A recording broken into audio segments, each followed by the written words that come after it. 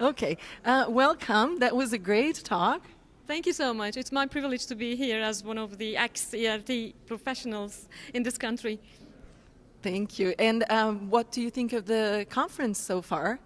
Actually, one of the things that I was very much interested in is the generational mix in the conference because I had participants from 3 different generations, which is a richness. So it's really nice, very diverse and very inclusive, very much participative. Thank you.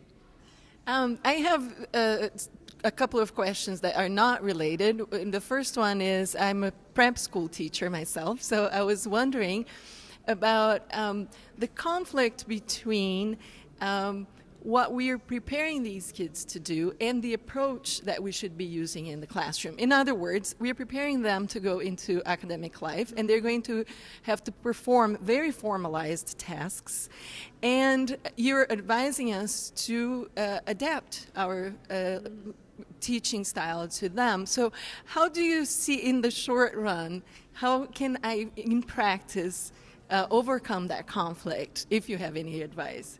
Yeah, well, actually, I'm not an academician, but I strongly suggest not the foundation schools, but the academics and the freshmen and the other ones at every grade of the university environment, we should revise our curriculum and the way we are teaching. It's not only about the foundation schools, because we already started revising our learning and development strategies in the corporate life. So when they graduate, they are going to see a more modernized life.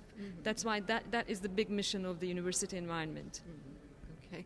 And the other thing is, like I said, I thought the talk was extremely interesting. I was just curious about whether you look at the interplay between generation and other categories like class or gender and things like that. Yeah, actually, gender is one of the top issues that we have been interested recently, because when we're doing our young generation researches in Turkey and in the rest of the 51 countries, we are also trying to understand if there is a gender gap among these generations as well. So at certain cities, at certain geographies, we also see some issues about the gender gap as well. So that's one of the other cluster areas that we've been working on. And culture, yeah, it is always there. Culture is always one of at the top of our agenda.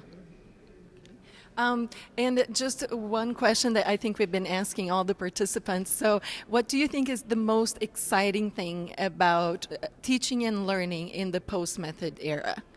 I think in the post-method era, teaching is all about being a lifelong learner. So exactly, we are all lifelong learners. It's all about learning for both the instructor and the learner and the student. We are all lifelong learners. We are supposed to be so. Again, thank you very much. It was very, very interesting. Thank you so much. My privilege. Thank you.